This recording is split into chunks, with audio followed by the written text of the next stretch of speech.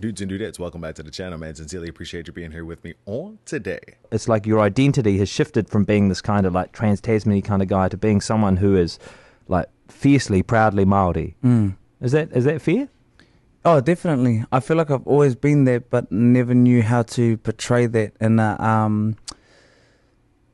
a mainstream platform in Australia. Yeah. A lot of it, to be honest, I wasn't allowed to. What do you mean? Well, the more Maori I was, the less appealing I was to record sales and to whatever, and to be like sold basically. That it wasn't appealing back when I first started. And so were you told to be less Maori? Yes, I literally was told different things Yeah. like, "Oh, I think you're being too brown," and I'm like, "What the Bruh, hell are you talking about?" what? Or they're like, "Oh, but you're not like them." I was like, "I am every part of what them is." Oh, the rage is boiling within me.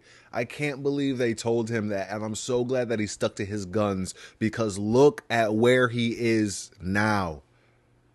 If he would have listened to them people, to the industry, and lost himself, he would have been somebody that I known a long time ago probably. But because he stuck to his roots, because he rode with his culture and was proud of who he was, and didn't put it to didn't prostitute it away down to make it. Nah, man, wow, too brown. Who would say that? Oh, so many different people within the industry, just old heads that come from the old world, and it was just very. I stepped into a very whitewashed, old, Yeah. whitewashed world. And I was a Maori boy that couldn't speak very good English, just like hoary, and so I had to tune up and like wrap up, like everything that I did, I had to like change so much just to fit in, and I got tired because it wasn't me.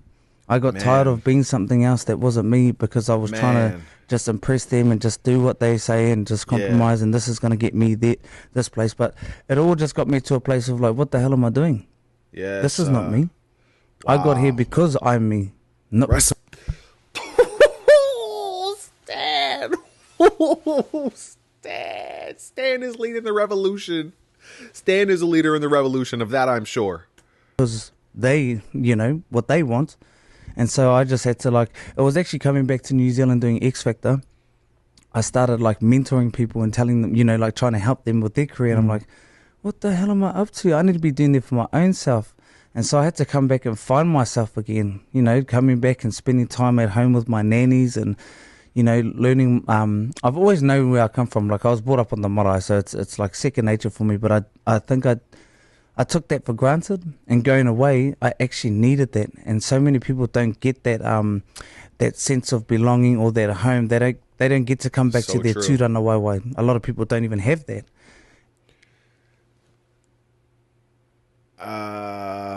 I don't understand the word that he just used, but contextually, I gather it to mean that they don't have their roots to go back to. And how true that is. With the last couple of years, I've been struggling with knowing who I am, knowing why I'm here, what I'm here to do. I know that I can help people. I know I make people feel better, but ultimately there's still something missing within me. And I feel like knowing my roots, my origin has helped a little bit, but I'm still missing something, I feel. But definitely, I don't feel anywhere near as lost as I used to, knowing my lineage. I just haven't been able to take it back super far, but I know I come from the slave trade and stuff. So it was just interesting to see and connect that history is my history. You know what I'm saying?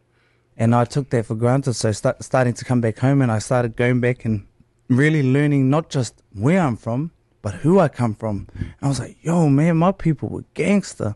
They were like so intelligent. They were so smart. They were innovative. They were warriors. They were nurses. They were blooming planet shakers. They were people like just incredible. So that just made me feel more proud of who I am. And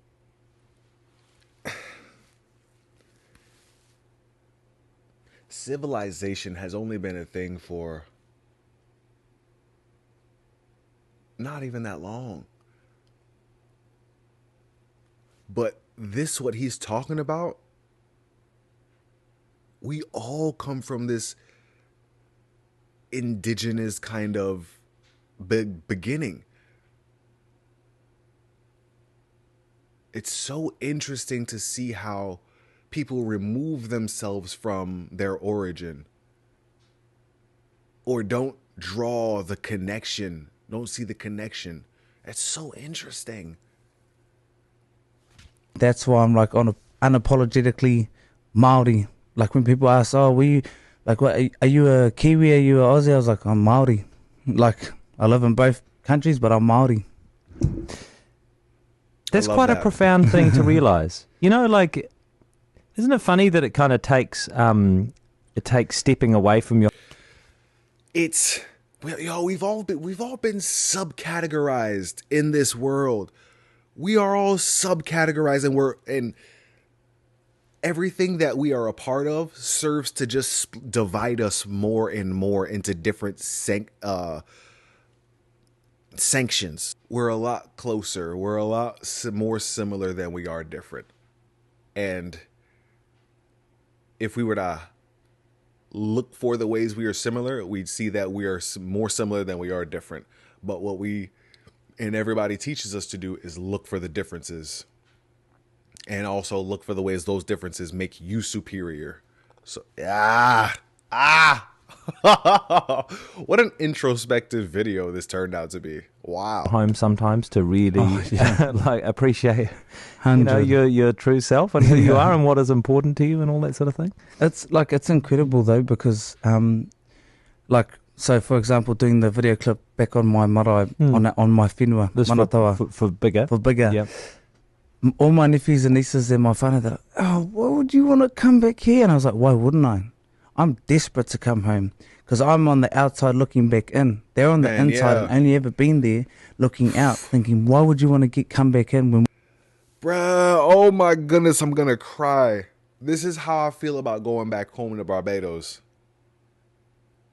I can't believe my father made the decision to leave Barbados, an island where people go in vacation, to come up to Tampa. I mean, it's all in God's plan. I can't see from where I am how it mattered, but all I do know is that I want to go back home. I want to be in Barbados, and it pains me that I'm not there. I feel misplaced. I feel lost. I don't feel as lost as I used to be, and that is credited to finding out my lineage only to 400 years ago, maybe. In the grand expanse of some 4,000 years, what is that? A blip. But still, it helps. But there's still this overall feeling of I'm not where I'm supposed to be. And I haven't been able to pin it down for a long time. We're trying to get out. But for me, I feel like my whānau now are in a privileged position because they have everything at their fingertips, literally, the internet. You can do and be anyone you want. But as a kid, we never had people like me. We never had the means to go back home and go, yo, you can be anything you want. If I can do it, you can do it. Like, doesn't matter where you come from, doesn't matter the color of your skin, doesn't matter what you believe in, doesn't matter what, like anything. You can be whatever you want to be. And so I just tell all my whānau, if you want to walk on the moon, go and walk on the bloody moon. Like, it's just going. See, I appreciate that.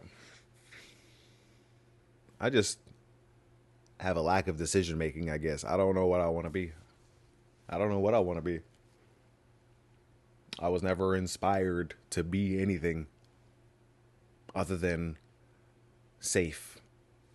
Back and just inspiring them. Like, that's how you, I think, can lead people and change people. You got to inspire them first and then educate them in a way to, like, okay, yo, this is the steps you need to take. So yeah, bro, it's like a yeah, you did that for me, man. It's amazing just to go back home and I have to get my fill and get my fire stoked to go back home, and where they're like, but we want to get out. I was like, don't don't take this for granted, man. Because like we got the village, you can just go next door and get some sugar or go blah blah blah. When you walk out on the big bad world like I am, I live by myself, doing everything by myself. I don't have the whānau there to, you know, awhi me when I'm down or go and watch TV or go for a walk or whatever. So yeah, I don't have to wear a taona to be Maori. I am Maori, but I love that. I love it better than diamonds. I think it looks better. I feel better. Like I'm wearing stuff that my ancestors wore. I'm carrying the mana of my tupuna.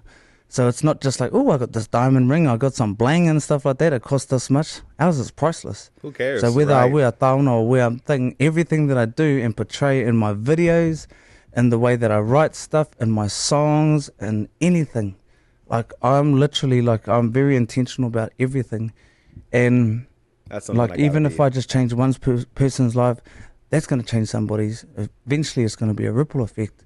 So I feel like yes. I want to be ahead of the train, not on the train or behind it.